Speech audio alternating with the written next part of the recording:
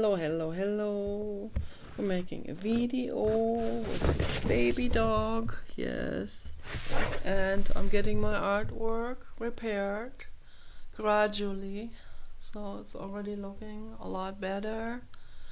But it's never gonna look like it was before because I'm using colors that are not completely a match to those parts that were damaged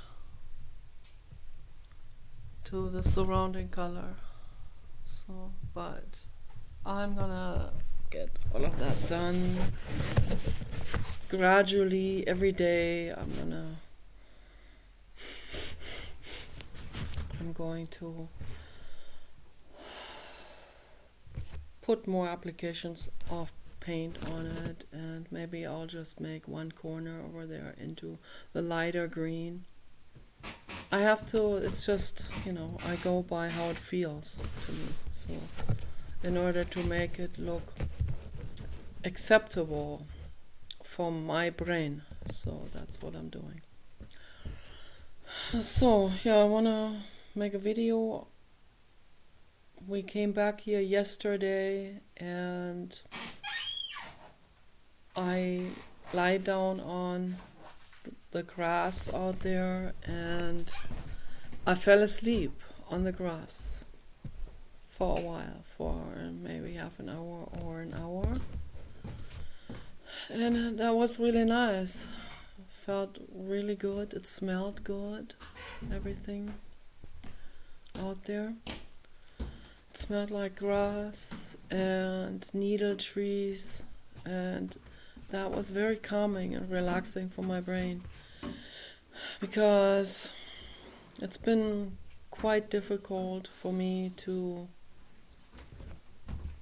deal with the psychological problems and with the grief over what's happening in the world with Hamas and all of the animal suffering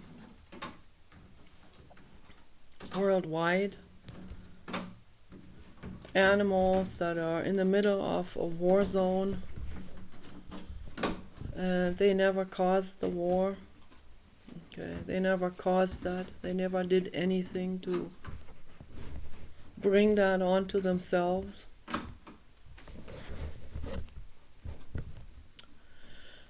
And the animal suffering in general, in the gestation crates, I see it every day on the internet when I'm going on the internet. Every day I see this. I see the mother pigs in the gestation crates, the babies outside, and the mother can't even turn around herself. This is unimaginable torture and exploitation, and I cry every day I see that. I cry rivers. And then the haters coming at me with sadistic drive-by comments and underhanded pseudo posts on Twitter, like bombarding with pseudo posts, repeating what I have said in front of my computer when the computer is turned off. Yeah. And I don't even know if they understand what I say, or if they just repeat what I say, or if they, I don't know if that what I'm saying makes sense to them, if it reaches them, so I don't know.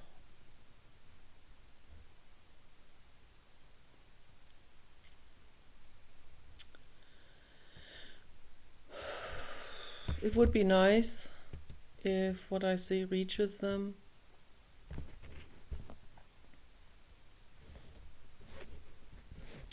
When we first got this house in 2010, I think it was during the first year that we lived here, there were distinctly entities in this house. They didn't show themselves to me, but they showed themselves to him, in a mean way also. One time I was there, I saw it happening, but they weren't at me. They were coming at him. It's always interesting also, very interesting. Why are they going for him? And why is that? There's an animal called the kissing bug. I never heard about this before until Paul told me about it. And there's this kissing bug. I don't know what that is. Some kind of bed bug or something that specifically targets Paul's nose. Not me, not my nose, not my body, but Paul's nose. Okay? Because when he sleeps, he wraps himself in where only the nose sticks out. He even does that in the summertime with a sheet. So, because he doesn't want the kissing bug to come, but then, of course, he has to breathe, so the nose is exposed. So the kissing bug comes almost every night and bites him in the nose. That's very strange, with lots of blood coming out of that bite mark. Very, very, very weird is that. So, but anyway, the same, it's the same type of thing. They go after Paul, not after me. That's very weird. But the mosquitoes, they go after all of us. So that's why we have to put the powder on and stuff. But the ghosts that were here, I think there were 2 ghosts in this house. They found peace finally because I helped them with that.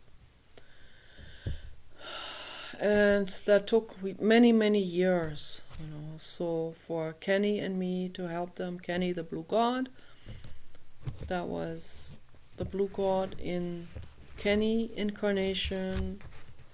Kenny Redwood was his name. He was an albino Great Dane. So we got him in 2008, in February 2008, when he was just about 3 months old. He was still a baby. And so then we went to many different places with him looking for real estate. He always comes with us, and we let him make the decision whether he likes it. And we almost bought this one property that was so gorgeous. I felt so happy there because it was pristine. One piece of land that was pristine. When we were still going there and looking at it. And so then, as soon as we decided that's what we want that because Kenny likes it there. So then we got in touch with the person who sells it, the manager, who is a shyster and a total asshole. And as soon as we talked to him,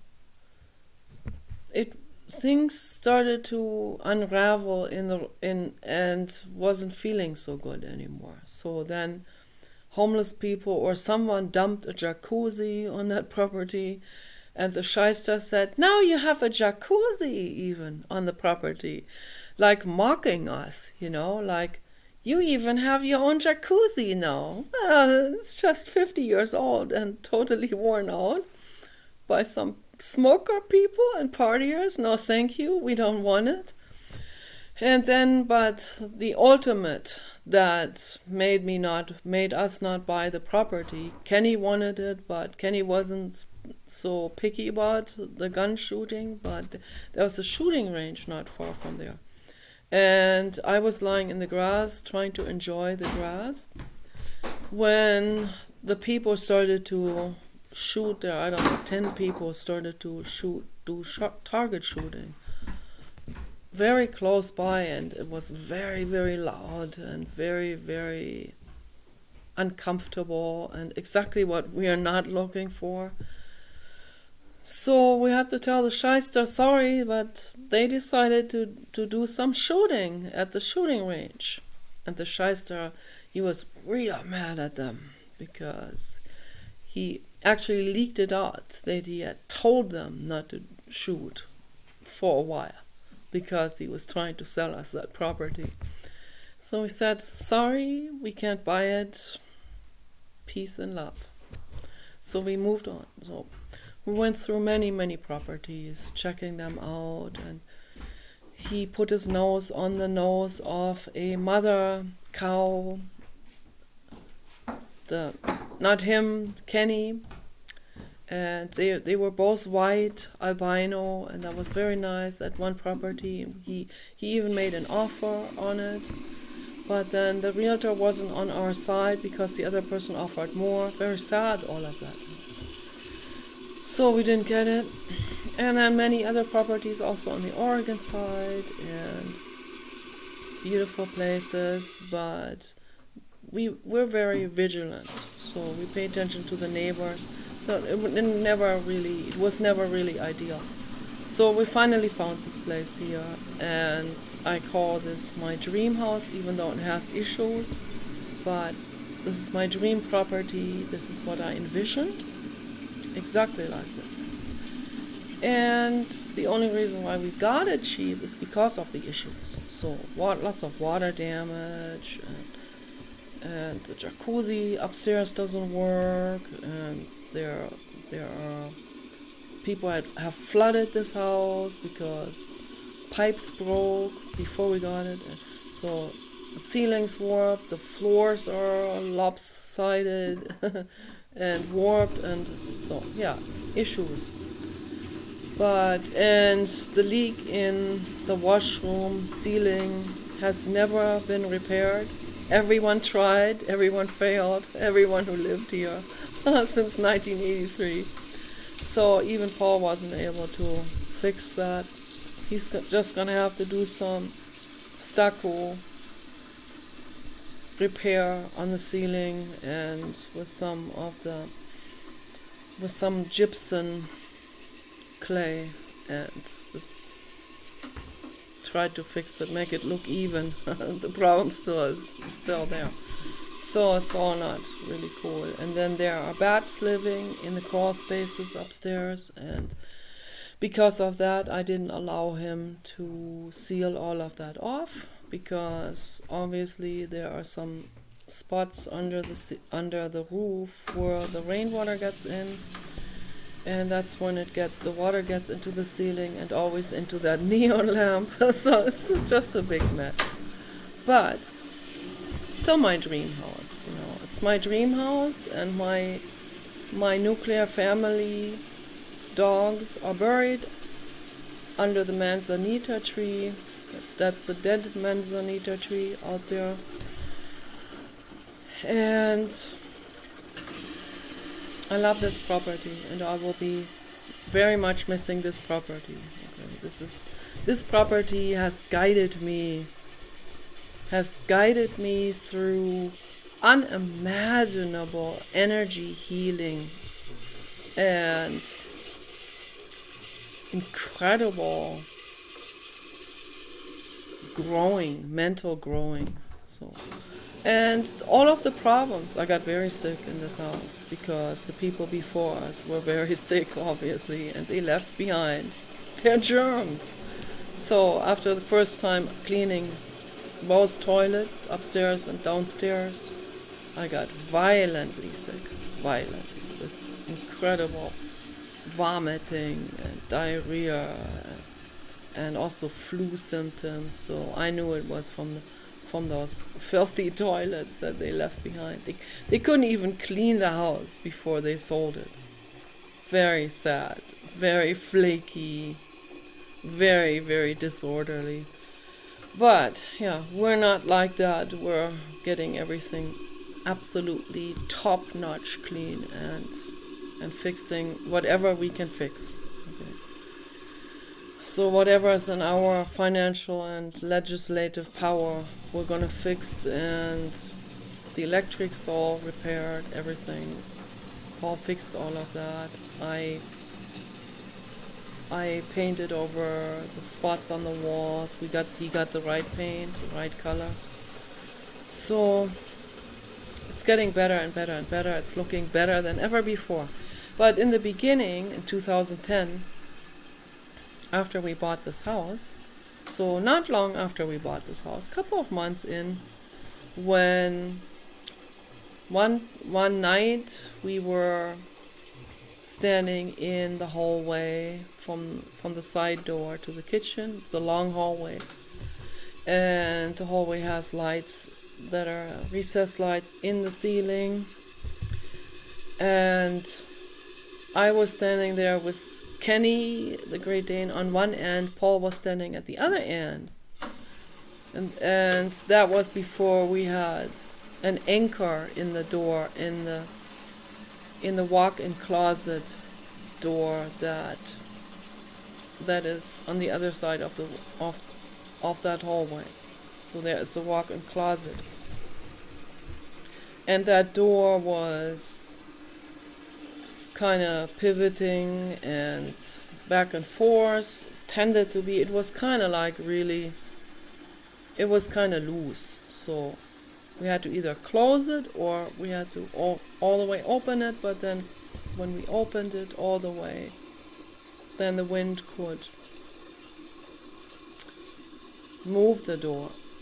So he finally put an anchor into the door on the upper part of the door. He put these really nice anchors,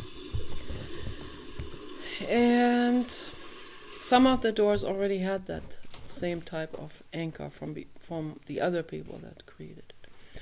So, but that door didn't have that anchor yet, and he was standing quite near that walk-in closet, and suddenly there's a wind going through, but that was a very strange wind, because I didn't even feel like there was much of a wind, maybe just a little bit.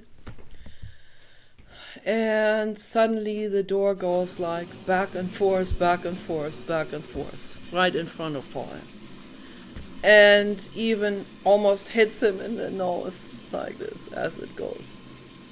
And he stands there completely perplexed and in shock, like several times. And he, the atheist, he said, "What are you doing? What do you want?" It's like, I thought you didn't believe in ghosts. But this is what's interesting. This is where the interesting part comes in. Our brains, we have two hemispheres in the brains. They did tests on this. Two hemispheres, the right hemisphere and the left hemisphere. So the left hemisphere is the logical part and all of the language processing, and so that we do everything in order, and this is counterlateral with our hand. That's why most people are right-handed, because it is a counterlateral processing from the right arm to the left hemisphere. The ears are ipsilateral, which means the left ear is part of the left side, is part of the left hemisphere. The right ear is part of the right hemisphere. Very interesting, all of this. So, because some people had damage through accidents throughout history, and particularly in the last 30 years, they did a lot of studies on this with people, also before they had the fMRI monitor, so where they can actually look into your brain while you're alive and you're doing certain tasks, and they see which parts of the brain are lighting up in the monitor. That means the specific color, it's going to be represented with a specific color, and they can see which parts in the brain are very active during which task. So that's called functioning magnetic resonance imaging, because you're functioning, you're doing some task, and it picks up on which part of the brain they can actually look into every single part on that entire 3D coordinate system of the brain. They don't have to cut it. They see exactly every part of it while it's alive and functioning. It's very, very, very, very complete breakthrough technology for neuroscience. I don't know when they came up with this, in the early 80s, I guess, or 1990, something like that. So, but when people had they had some kind of illness or some kind of accident that severed the two hemispheres from each other, because they are interconnected along the middle, on the inside, right, all the way to the brainstem. There's the brainstem, there's the limbic system, there's the corpus callosum, okay, that is right in the middle, that combines this, and information is carried from one hemisphere to the other, and then whatever one hemisphere is not processing is then everything is then also routed to the other to ask the other one for advice. So, and then it goes back and forth. And when that is severed, when these two hemispheres are severed, then there is no more communication between the two hemispheres, and people have a very hard time functioning in life. I think they have problems with spatial estimation of the room, and they see things lopsidedly. That came also out in tests when they were supposed to draw what they see. They draw only half of it, because only the one hemisphere is processing this particular thing, the visual image, and then the other one doesn't get the information and is not able to pitch in. So then these people literally drawing half of the image. So it's very interesting, all of this. So now that they knew that the ears, the hearing is ipsilateral, that means the hearing is connected to the side and the hemisphere that has the same side as each ear. They did a test. They wanted to find out whether people are religious or whether not religious so much, but whether they believe that there is the supernatural, and whether they believe that there is meta outside, metaphysics, that there is more than just the 3D physics. There is all kinds of things. There's all kinds of worlds and stuff and happening outside of what we know, and gods and the infinite cosmos, the ultimate. So the blue God, the infinite cosmos, what people call God, but they are usually misunderstand it, because religion is also there to, most religions deliberately aim to make people misunderstand it, because it's a means to control people. But I'm not talking necessarily in terms of religion itself, more like, do you believe in this higher power? So I think that's what the question was. So they whispered very, very quietly into one side of the ear, and only that hemisphere hears that. Maybe with some headphones or something. So, and then they're supposed to write down what they hear that person say, and to give the answer. So the left hemisphere, if they are atheists, these people, the left hemisphere, no, I don't believe that. But then they do the same thing on the right hemisphere. they whisper into the ear with the headphones very quietly, so that the other hemisphere doesn't hear it. I think they even started with the right one, and then they did the left one, which is very, very, very startling, because the right one says, yes, of course there's a higher power. Every single person said that, the atheists too. So when Paul is confronted with the ghost, opening and closing the door, back and forth several times.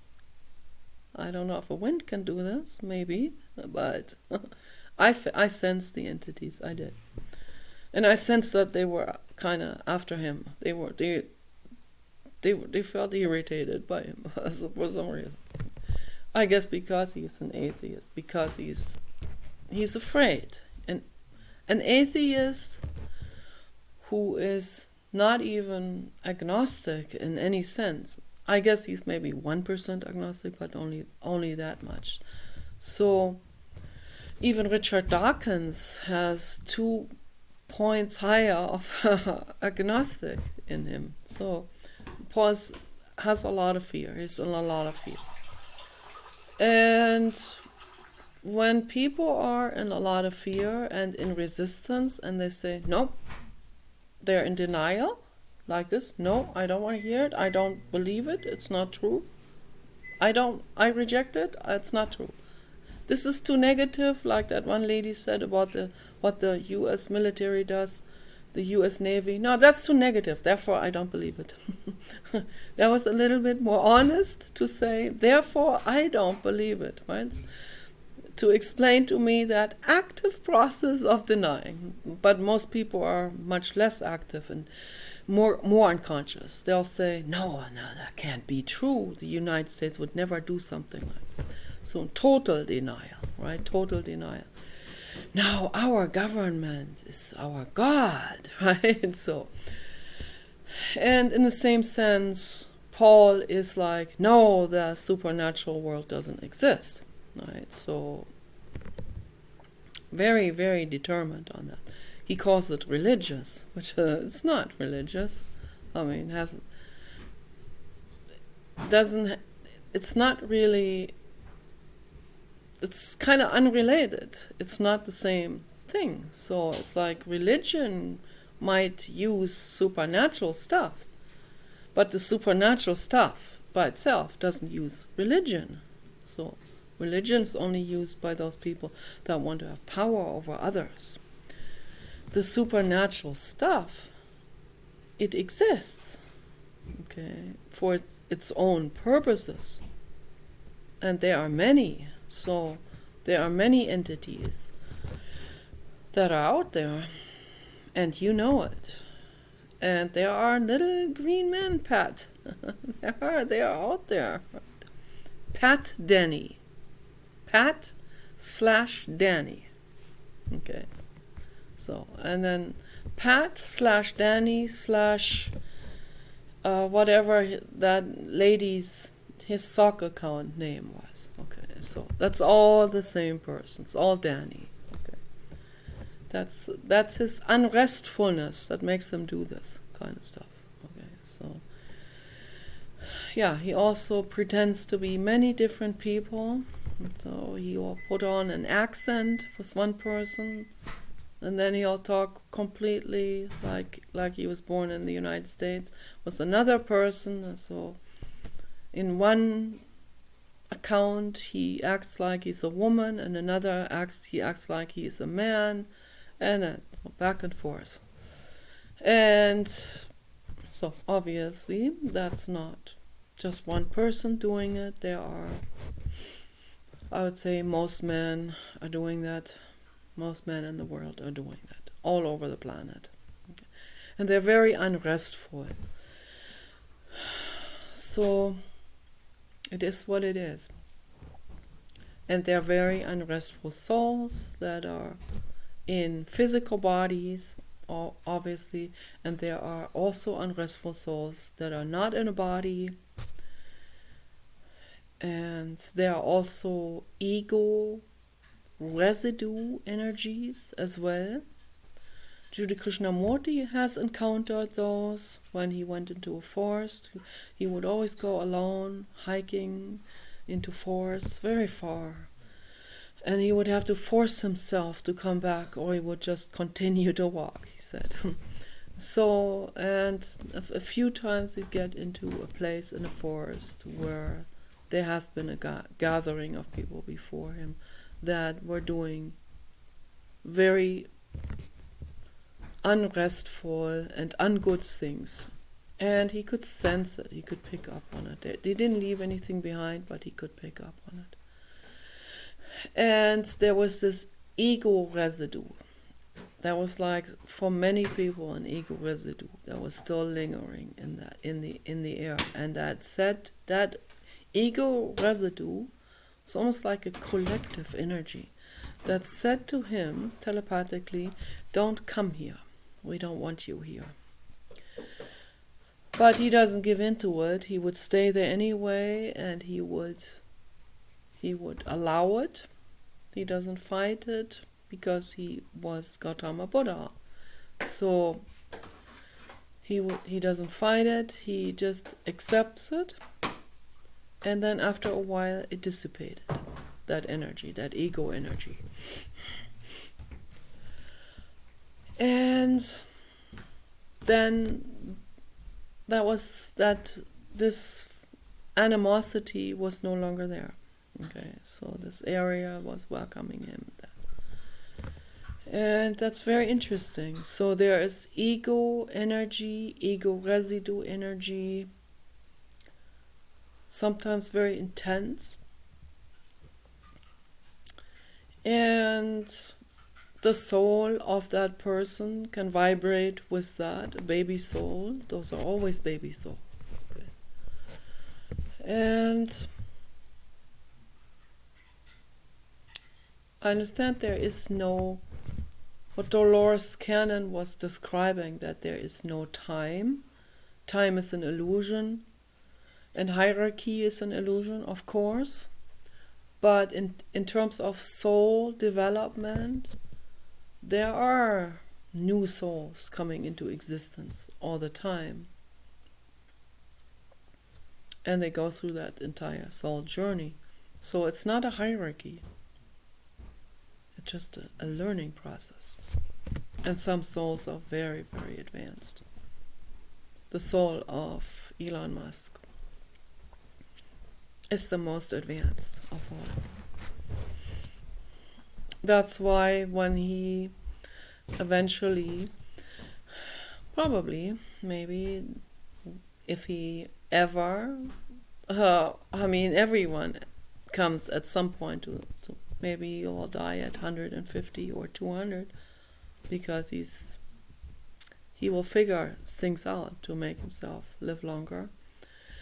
But eventually everyone is gonna take that spacesuit off. It's just a matter of time, literally. It's like some people, it happens young, some people old, most people older.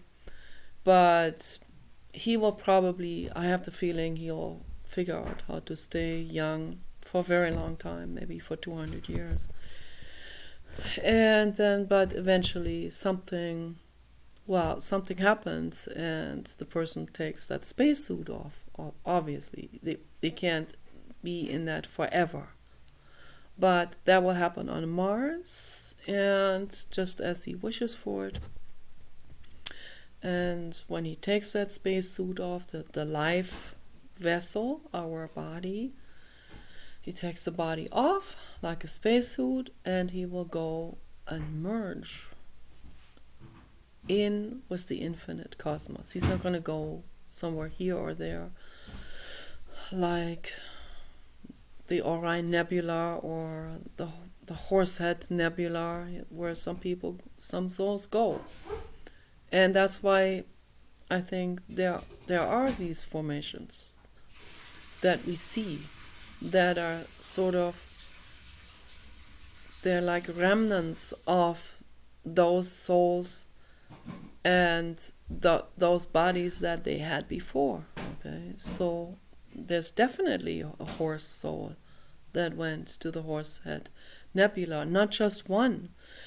And many other souls, dogs too, that will go there, and people, and I say horse soul.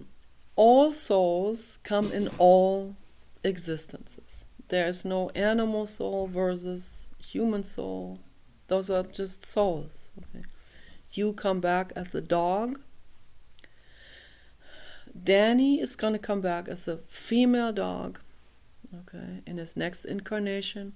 And it goes back and forth, okay? So dog, horse, woman, man, dog, horse, pig, woman, lobster, man, fat man, skinny woman, fat woman, hooker, criminal, and the list goes on and on and on and on and on and on. It's just souls, right? On the soul learning journey. I was a dog in my former incarnation. Okay. I was the dog. I did a meditation, the Brian Weiss meditation on the internet. And it didn't come like thunder and lightning or some kind of, oh my God. No, it's just there. It's like you do that meditation and you see it. It's like as if you take some kind of blinder off. And there it is. It's not coming in with some kind of shock value. I put something over my eyes when I sleep so that the sun doesn't wake me up. And it's better for the iris and the nervous system. So, and then when I wake up, I take that off and there everything is, right? And that's the same with that meditation. So it was just there as if it's the most normal thing in the world. Okay? And there I was, because he said he kind of puts you into some kind of trance when you listen to it, when you really get into it.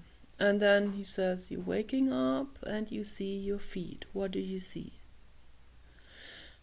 That is your the very former incarnation. And some people saw deer feet. And I saw deer-colored Great Dane legs and feet as I was looking down. And there I was. A deer colored like a fawn brindle, not with a dark face, but more like him, but brindle, like a fawn brindle type of color, deer color, Great Dane, in Nazi Germany, around 1936 something, during the worst time. During one of the worst times, it's becoming worse now in Germany than it has been during Nazi Germany. But people don't pay any attention. But anyway, I was that existence. And the people that I lived with, they were very busy people. That was a Jewish couple. Very busy people, and they were, I don't know, I can't recall what they were doing, but they're very intelligent, very, very academic, very educated. They loved me, but they put their profession over my safety. And so they gave me to a Nazi Frankenstein doctor, and he did all kinds of gruesome, torturous tests with me. And in the very end, so Brian Weiss, my tears are welling up.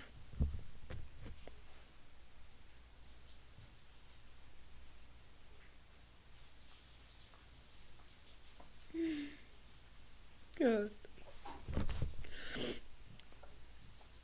It's unbelievable, the betrayal of the love betrayal that humans do to animals. And then that Frankenstein doctor, he did experiments with my head. He severed my head And that's when the Great Dane died. And he tried to revive it, but that didn't work.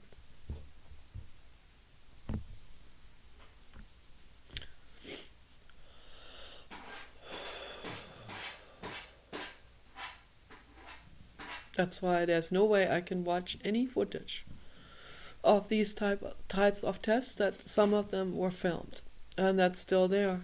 That's still out there. Those videos are still out there. Like tests that they did was cutting heads off and sewing them onto another body. That's why I have a specific aversion with those type of things, because this is really what I find the most abhorrent. Those type of surgeries and experiments. That's the most frightening. Humans that do that frighten me the most. So, and that's because that was my former incarnation. Okay. And then when we see it, all of this, then we start to understand a lot more. There's a kitty sitting there. Then we understand all kinds of things. This is why I have this aversion. This is why I'm afraid of that. This is why I'm that terribly jealous. And this is why I feel so abandoned all the time. And it has to do with the very former incarnation. And then there are many, many other incarnations before him, but I'm not going to get into this. I can't talk about it in my videos, the other ones, because that would never be accepted by anyone. I can only talk about the very last one. And that's the most heartbreaking one of all.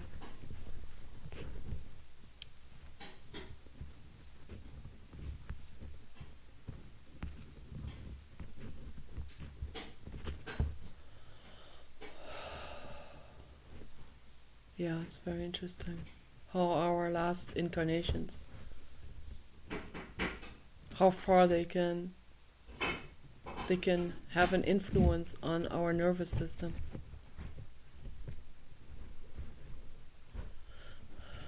The ghost from our own past can haunt us in that way. So, but because we have two hemispheres and Paul has one hemisphere, the right hemisphere, that knows that the supernatural is true, that knows that the blue God is real. Okay. But the left hemisphere refuses it because that is his conscious wake mind that wants to refuse it. That's his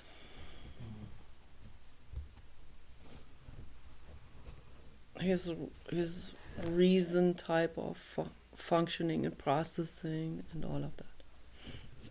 So, but my left hemisphere knows that the supernatural is there. Okay, both of my hemispheres know that. I don't have a lopsidedness with that, and I'm not in denial about things. That's very difficult to live like this when you're not in denial, when you can't cop out of anything. It's very difficult, but I don't want it any other way, okay? Because I don't want to kid myself. The genie is out of the box. So, if you have ever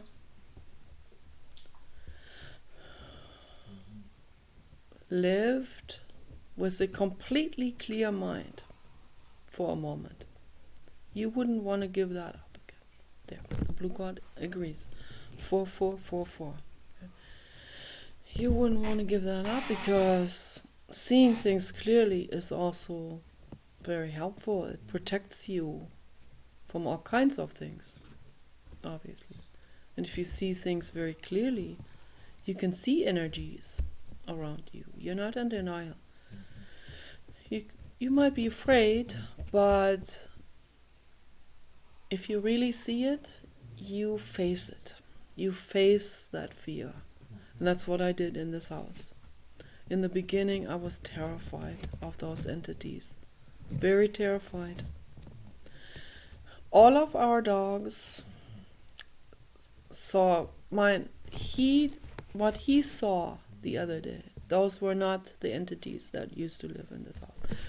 The entities left while we had the Papa dog. They left around 2018. That's when the entities left. That's when they found peace. And I even was visited. People are gonna call me completely crazy now, but I was even visited one time, one night. And that just so happened to be the night that Paul went to the other house alone to bring stuff there and fix something. He had to do some work there alone for 2 days. And the night he left, the evening he left, and I was here with Kenny. I was in my bedroom. I had my computer and my table in my bedroom. Kenny was always resting and sleeping next to me on my bed, and I would cuddle and kiss with him in between, and then go back to the computer. And then on the other side of the hallway, next to my bedroom, there are 2 refrigerators standing. And these refrigerators are very noisy. Also because the floor is warped. A ghost will find a venue like that, because that takes less energy to do. Particularly a ghost that is very, very disheartened or disappointed and like really disappointed. So there was a very disappointed ghost that suddenly came and went into my refrigerator that was right next to me on the other side of that corridor, and suddenly I hear Esther Hicks's husband saying something through that refrigerator. Was Esther Hicks's husband's voice. And I can't remember what it was. It was kind of, it was inconclusive what he was saying. Something like, I'm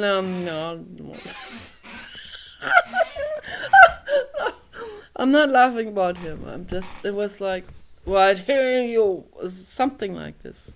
And it was only for, I don't know, a few seconds. Hear you, but almost like he's trying to accuse me of something. And I was like, what the fuck did I just hear? My hair stood up on end. I mean, I was watching Esther Hicks. Okay. And I think it was,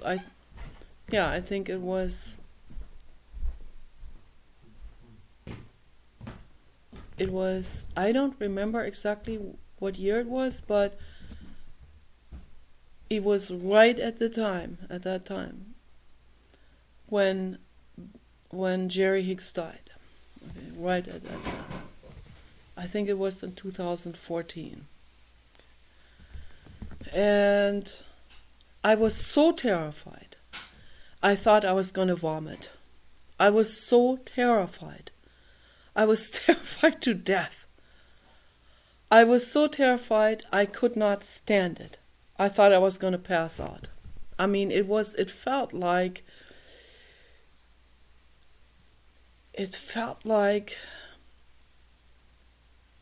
a shock that went through my skin, on my whole body.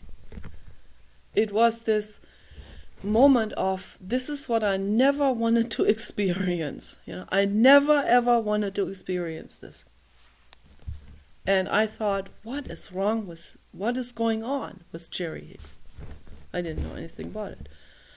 And then Esther Hicks, like a month or two later, I happened to find a video. And she talked about that Jerry had passed away a few months before. And that was exactly when that happened. Okay. And so, but his ghost didn't have anything to do with the other two ghosts that were still there. Okay, so they didn't even interfere with each other. So, and that felt like an accusation against me through the refrigerator. And I couldn't stand it. And then when we finally went to bed upstairs, we had the bed upstairs at that time. That was before Kenny had the hip problems. Kenny and I went into the king-size bed, and I snuggled up as close as I could to Kenny, and I was shivering in fear. Kenny was not afraid at all. So Kenny was like, take it easy, take it easy. It's natural. It's not supernatural, it's also natural. We only call it supernatural because it appears to us as supernatural. Super means over and beyond. Meta, beyond, super, above and beyond that what we know. Okay, so we get very terrified when something happens that is oddly terrifying. Yes, that is, I know, my little demon, my little troll. I am oddly terrifying to you. Okay, I'm sorry about that. I'm not going to change that. We'll never change that. I am who I am. I can't change it. When I was a child, I wanted to change that. I knew when I was a child that I was totally different than everyone else. I can feel it. And I didn't like it at all. When we're little children, we want to be like everyone else. We want to be loved. We want to fit in.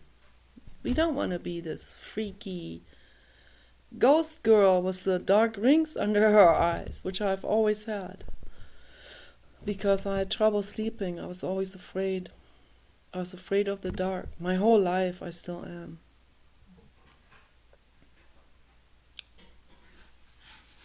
But the fear of ghosts has become much, much better. It's not completely gone, but it's become much better. And this house helped me heal this for the most part. Heal this by 90 or 95%.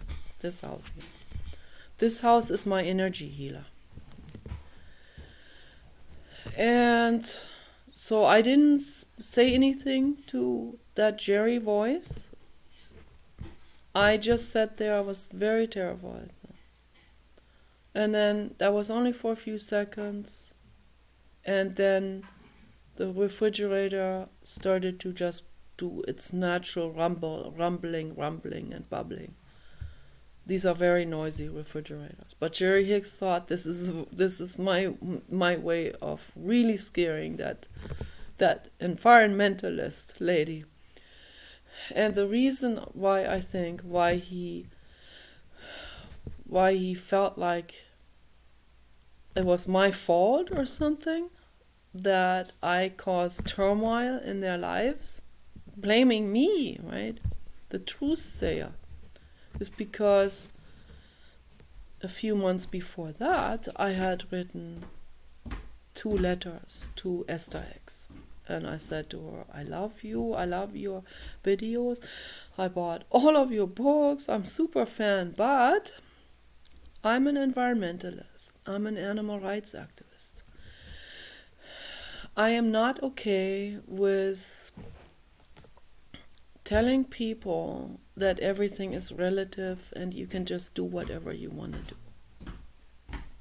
And you can just ignore, you can just make yourself think the pigs haven't suffered, that you have on your dinner plate, and then everything is okay. Or you just tell yourself everything is hunky-dory and there is no global warming, and then miraculously there is no global warming. It doesn't work that way, unfortunately. Okay. No, it doesn't. I know ignorance is bliss, but that only lasts so long until reality catches up with you, you know. So, and there is a reality of global warming. There is terrible pollution. The oceans are terribly polluted. There is trash in the oceans. Those cruise ships that Jerry and Esther have always been going with, partying with, vacationing on, you know. These cruise ships dump their sewage into the oceans. That's why I would never go on a cruise ship, you know. So I had to inform her about a bunch of these things. And I said, whether that comes from Abraham, those voices, or from her or from Jerry or whoever, that doesn't matter. I'm not intimidated by Abraham or any entity. Why should I be? Just because a ghost or many entities, or if it's a collective, it's more authoritative. It's more authoritarian, right? No, it's not. The mafia has a lot of people. Why should I be intimidated by that? I'll never be intimidated by that because I say the truth. When I see bullshit, I will say it. I say it to her face. This is bullshit, Esther. And you know it deep down. Okay? I'm not saying that I don't believe that those are entities. I actually believe that those are entities that come through her. I believe channeling. Not every channeler is actually channeling something. There's a lot of so-called channelers that are fakes, right? I don't think Esther X is fake. I think that is what it is. But that still doesn't mean that those entities are now, that this message from those entities, or maybe the entities themselves, they're in such a different realm that they don't understand how that message will come across to the wider public of the humans, right? How they will see that, how they will perceive this. Now, most of it I'm fully on board with. I know that we are a creator. Everyone is a creator of their own lives. But that doesn't mean I can go into complete denial about something. That this is just some kind of video game where if I talk about the environmental problems, that if I go into a denial that suddenly these problems don't exist anymore. Okay. No, that's a very childish and naive way of looking at things. Like a little girl will put her sweater over her eyes and say, and when they play hide and seek, right, and say, now that I put the sweater over my eyes, that other person that's out there to find us cannot see me now. That's because I can't see him, right? No, it doesn't work that way. That other kid that is now sent out to look for the other kids and hide and seek, that kid does not have the wool over his eyes, okay? So Why is this? It's not that complicated, all of that, right? I mean, the environmental problems are there, whether I acknowledge it or not, okay?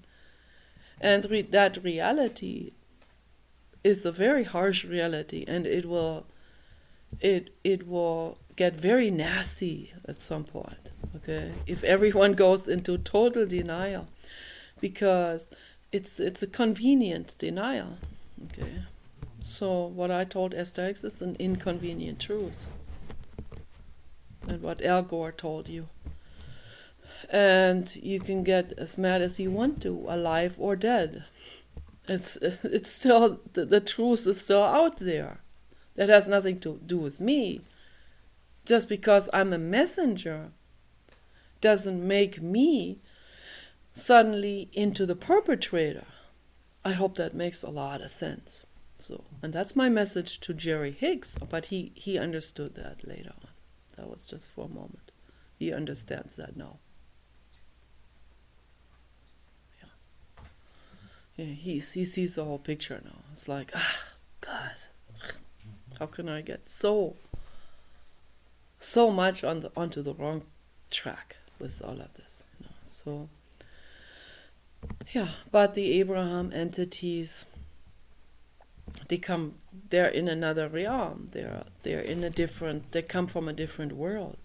They bring their reality to this world, but their reality isn't fully conform with this reality, obviously. Not everyone is in that mind state, okay? There are there are a lot of people that have pathological greed that will hear that message and say, oh, green light for me, free ticket to go drilling and fracking.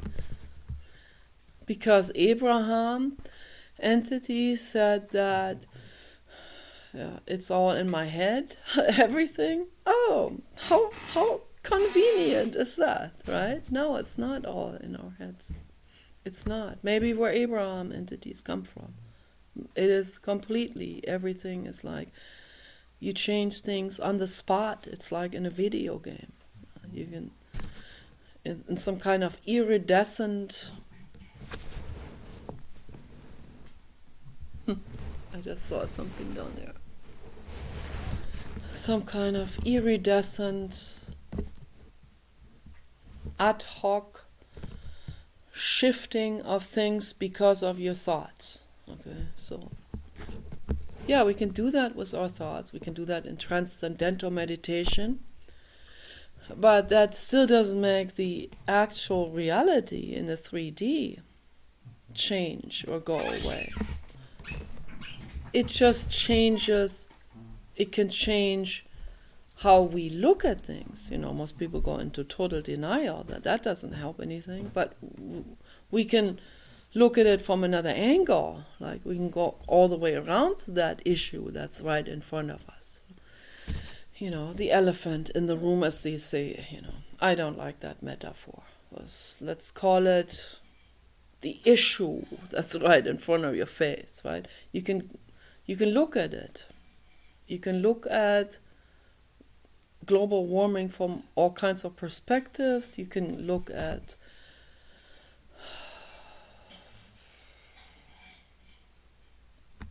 whatever is the problem. Pollution from different angles, but it's still pollution.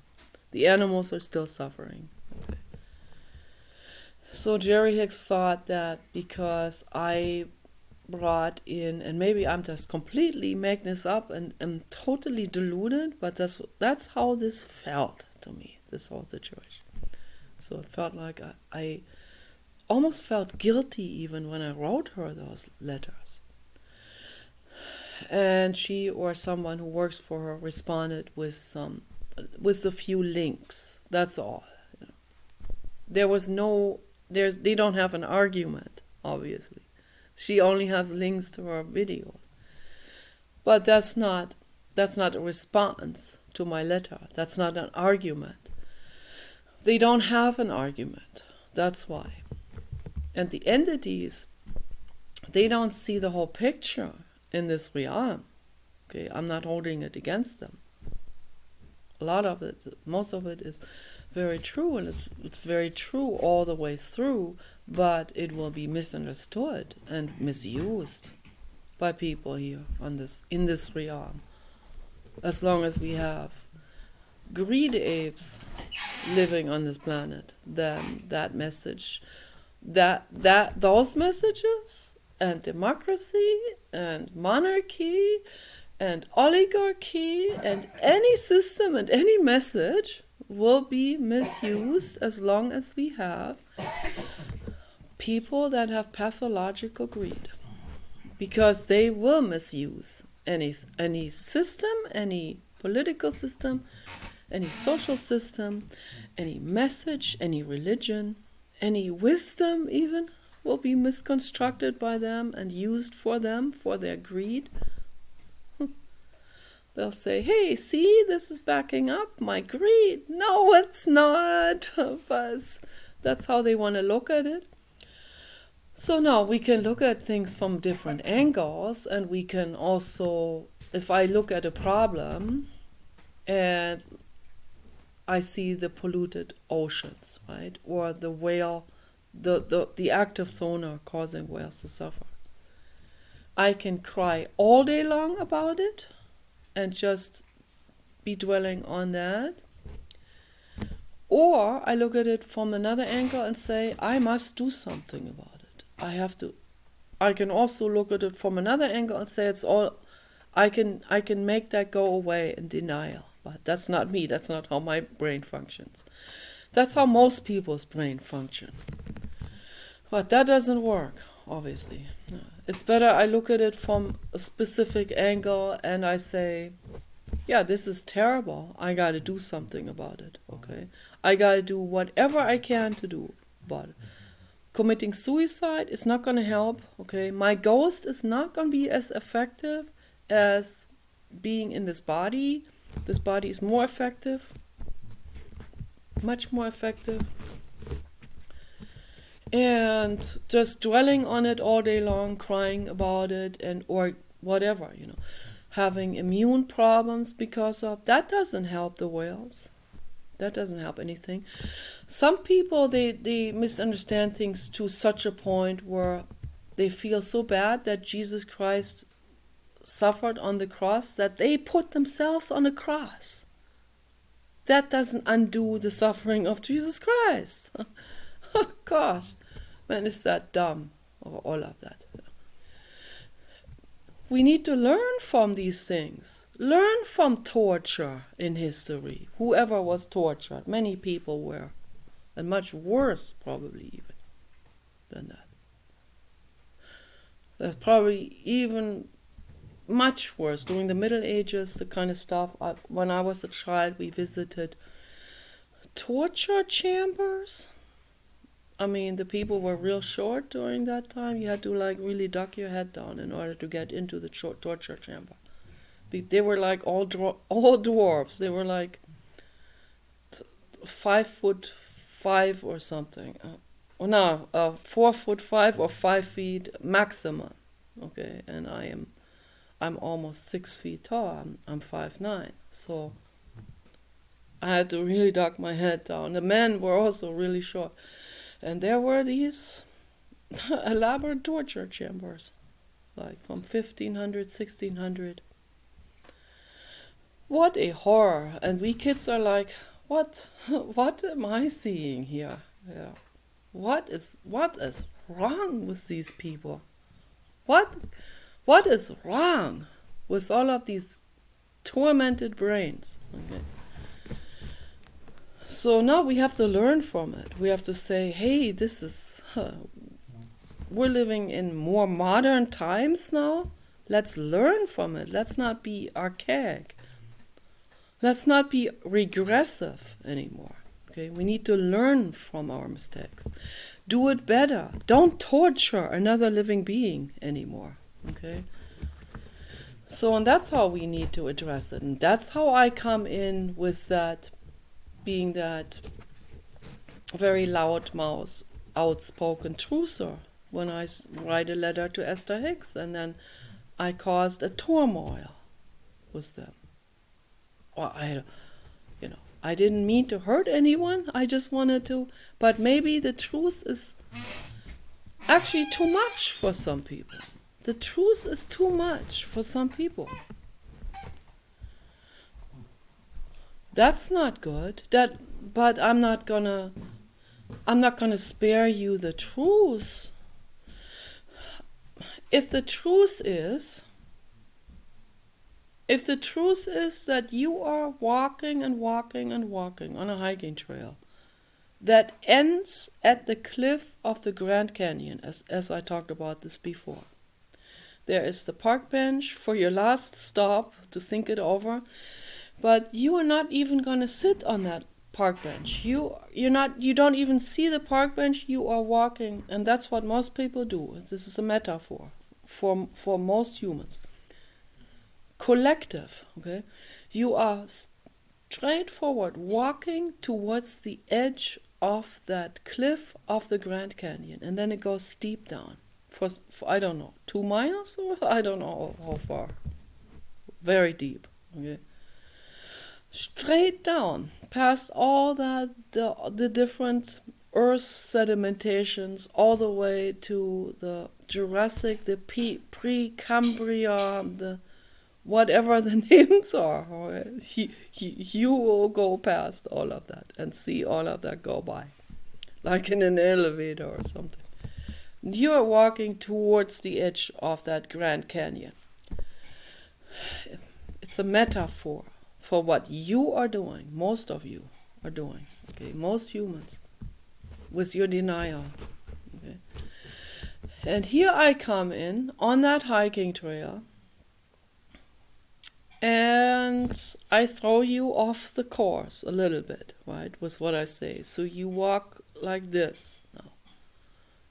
But that path still leads towards the edge of the Grand Canyon.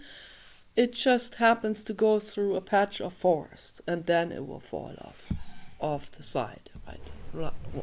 Just behind the trees, okay? It will just take you there a little bit longer, but you're still walking towards it. And you get mad that I disturbed your path towards the shorter track towards the Grand Canyon, where that park bench is.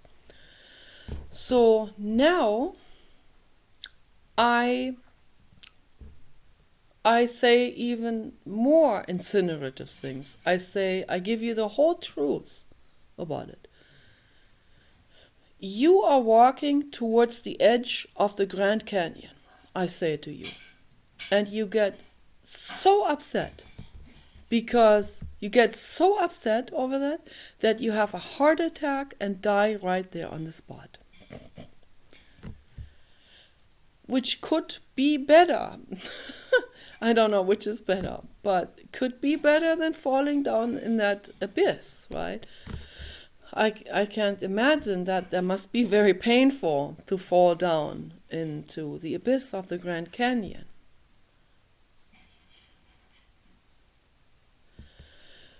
So I don't know. I heard a heart attack's pretty bad too. Or you have a stroke. That would be better. So then you don't feel anything. And then your wife catches up with us. And she sees you dead, and she calls me devil. You are the devil for telling him the truth, that he is going to fall off the cliff. And that's why he died here a little bit sooner before he died over there.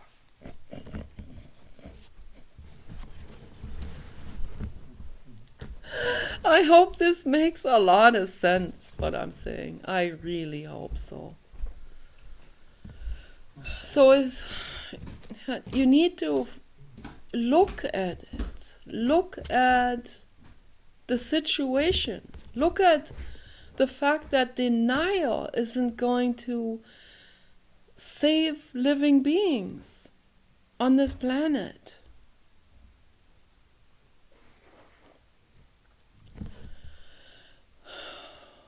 And just because, let's say, his wife, we all walk together on that hiking trail.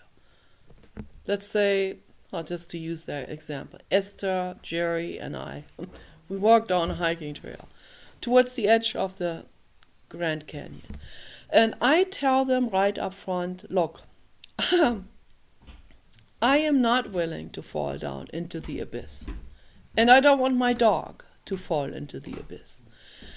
And I don't want the deer that's following us and the cat to fall into the abyss. They're all walking with us on the same path, right? The animals don't know. They just follow us, right? This is also very metaphorical. So at some point we stop at an intermittent bench. We eat a snack. We feed the animals, give them water. We talk to each other. We have a good time. I'm sure I have a lot to talk to Esther Hicks and Jerry about because they're interesting people. Right? But at some point I bring up global warming, or I say there is the edge of the Grand Canyon. If you continue on this path, you're going to fall, both of you. Or whoever falls first, then the other one will see it, actually.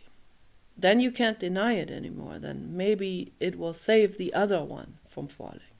I'm not even willing to go all the way down there with you.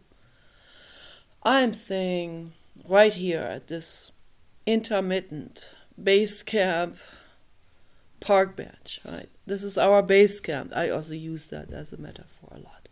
This is our base camp. We had a nice hiking until here. This is wonderful, but my dog and I and the other animals, I'm taking them back with me to the parking lot, and we're getting into the van there, all of us. And we're driving to a safe place. We're driving home, okay, into our paradise garden, okay. And if you don't listen to my advice, then you and Jerry continue on that path of destruction, the wrong path. If that's what you want to do, you know. But this is a metaphor for the whole world. You are walking towards that edge, but you're taking the whole world with you. You're taking those with you that know nothing about it, the whales, the dogs, me, Paul, environmentalists who don't want to go with you, because we're all on this spaceship Earth. I can't turn around and go back to base camp. Where is my base camp? In space? Maybe Mars will be our base camp. Okay, so I doubt it that I will ever make it to Mars. I'm going to die before that happens. Okay, so I'm going to be sniped. Then I can visit Mars as a ghost, so that'll be okay too. But I can't just, I don't have my own space shuttle to say, oh, I'm going to take my animals, I have my own Ark Noah, I'm going to take off and go to Mars right now. I can't do that, or Venus, or the moon. I don't have the means. I don't have the financial means. I don't have the knowledge on how to do it. So, no, I'm here. I'm like a hostage here on this planet. And there are people that are driving this planet to the edge of the Grand Canyon. To use that metaphor, you know, to the edge of existence. They want to destroy this planet and all of us on it. And I say something because I care. So should I now say, okay, I'm sitting with Esther, to use that example. I'm sitting with Esther and Jerry and the animals on that park bench. We're eating something. And Esther has a premonition that I'm going to break the news to Jerry somewhere, if we go any further, right? Before I even said anything, Esther says to me, warns me, and says, do not tell Jerry the truth. Do not tell Jerry the truth of falling off the edge over there. Don't tell him that, because if you do it, he's going to get a stroke and die. So now I'm in a dilemma situation. I don't want Jerry to have a stroke, But I also don't want Jerry to fall off the edge at the Grand Canyon, right? I hope that makes a lot of sense now. So what am I supposed to do in that dilemma situation? Should I just let him walk off the edge? This is different than the train dilemma. I talked about this before.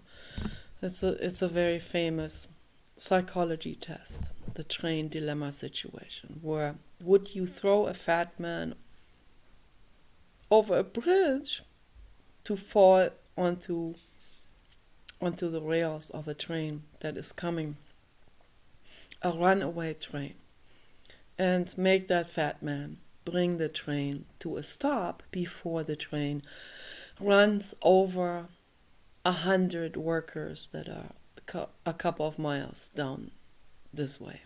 Okay, so will you sacrifice that one fat man and save 200 workers that are working on those rails?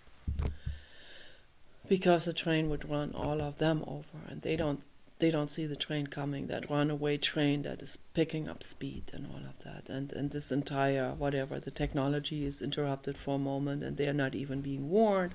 So some kind of dilemma situation like this, right?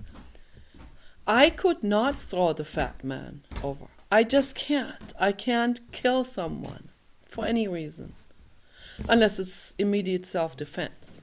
Okay, so if the fat man was trying to rape me right on top of the bridge, and we have no guns, and I don't know what to do, and the fat man is like pushing me down, and there's a way for me to, in the last ditch effort, to push him off the bridge, then yeah, only in that situation, or to protect my dog from harm. Okay, if he was going after my dog, trying to kill my dog, then I'd do anything I could to stop him from doing this. I would push him over. But if he's just there, friendly, eating an ice cream, saying hi, talking to me about Nietzsche, the world, there's no way I could push him over and sacrifice him. The blue god agrees with me. Okay, 2-2-2-2. Spot on. Number one. Okay, so number one example. It's a very good metaphor. Yeah, I could not throw him over that bridge, even if that would save 200 workers down the line. But with that hiking trail dilemma,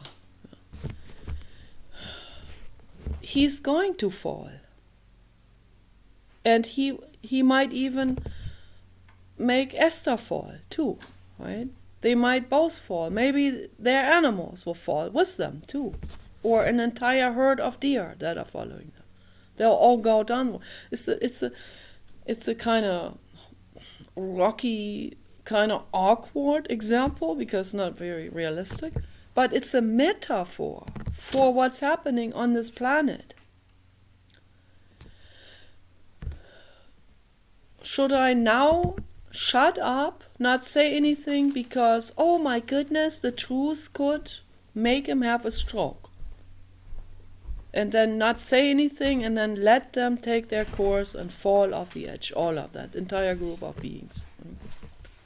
Or should I say, this is very different to the bridge example, because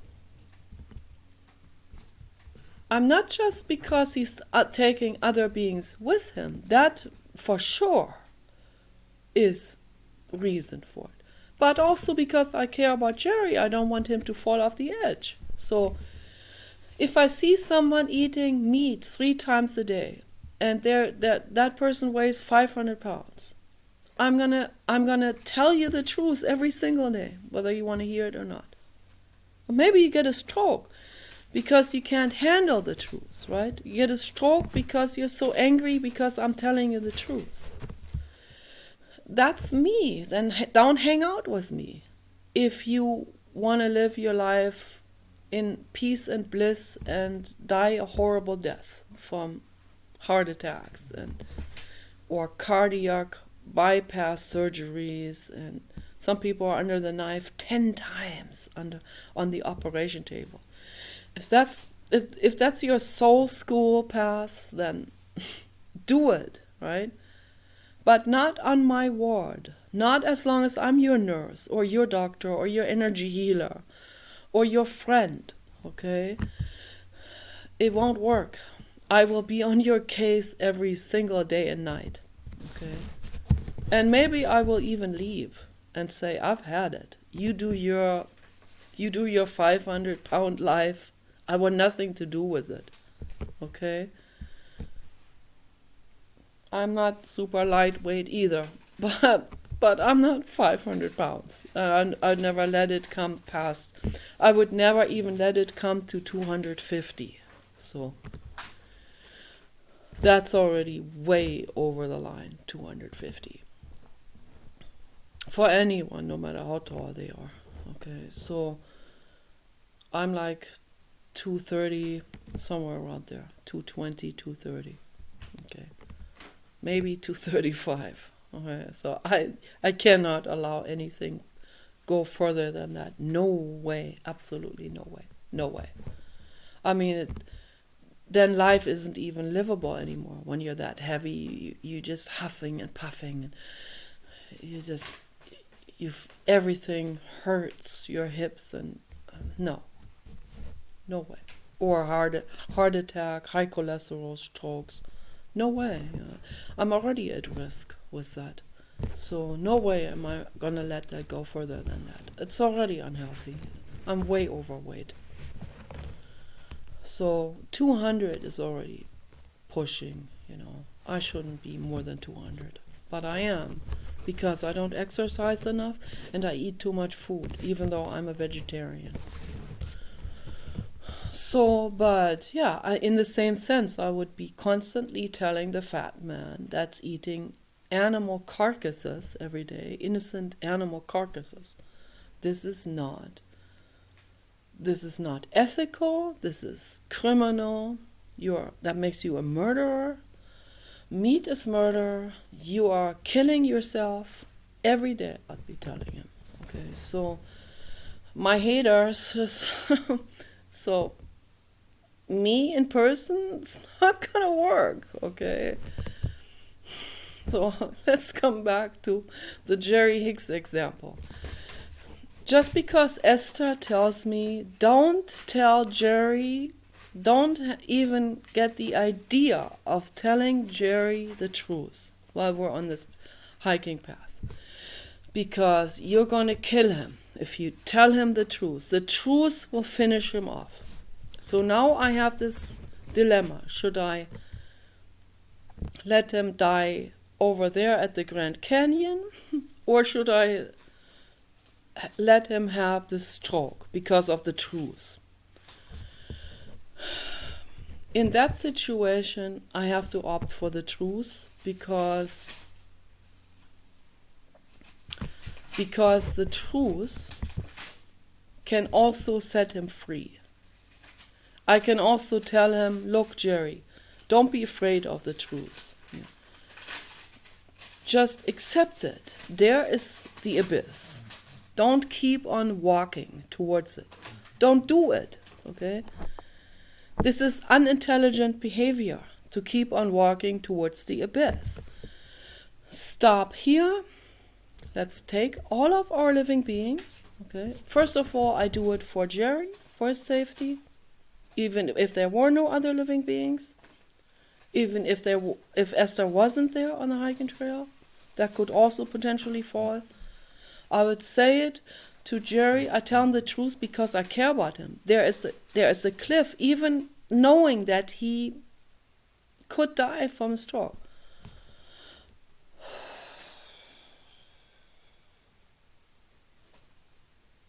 Even if I knew for sure he would die from that stroke, from me telling him, then I would have to try to say it in a different way. I would say, Jerry, let's not keep going on that path. Let's go back to see Esther and the animals at the parking lot. And Paul is there too. We can have a conversation.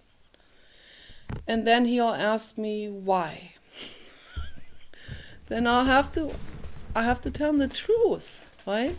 And then he's like, I'm getting a stroke. And I'm going to hug him, hold him, do energy healing and say, Jerry, you're not going to die from the truth.